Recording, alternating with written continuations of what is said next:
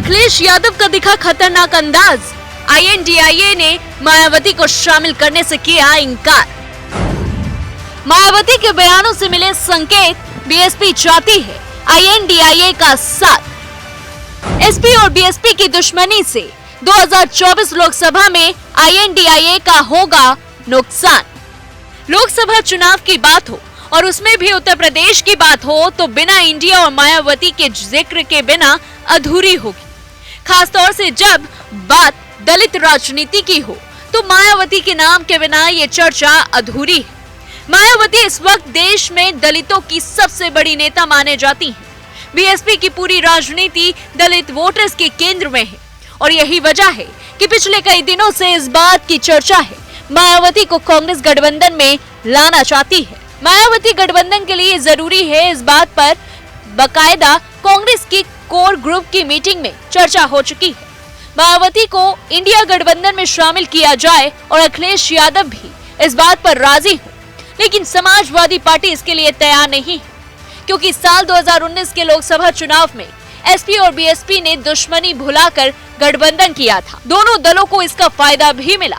मोदी की आंधी में SP BSP गठबंधन ने 15 सीटें हासिल की। मायावती को 10 और SP को 5 सीटें मिली थी। हालांकि लोकसभा चुनाव के बाद ही मायावती और अखिलेश यादव का ये गठबंधन टूट गया और उसके बाद से दोनों दलों के नेता एक दूसरे को फूटी आंख नहीं सुहाते। कांग्रेस मायावती का स्वागत करना चाहती है और अब BSP सुप्रीमो बहन मायावती ने भी इस मुद्दे पर अपनी चुप्पी तोड़ दी है। मायावती ने कहा है कि गठबंधन में BSP सहित जो भी पार्टियां शामिल नहीं हैं, उनके खिलाफ बेफिजूल टिप्पणी करने से बचना चाहिए।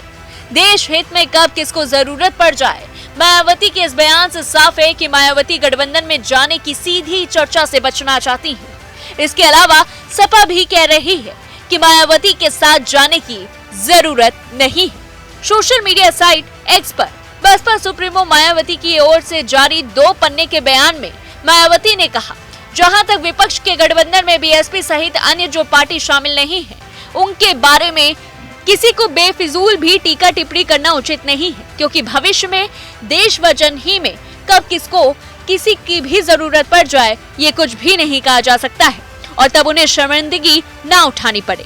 हालांकि इस मामले में खासकर समाजवादी पार्टी इस बात का जीता जागता उदाहरण है। उधर मायावती के किले में सेंध लगाने के लिए विपक्षी गठबंधन प्लान B पर भी काम कर रहा है। आजाद समाज पार्टी के प्रमुख चंद्रशेखर पश्चिमी यूपी में दलितों के उभरते नेता हैं और माना यह भी जाता रहा है कि मायावती अगर शामिल होने से इनकार कर देती हैं या किसी वजह से मामला फंस जाता है तो इंडिया में चंद्रशेखर की एंट्री हो सकती है।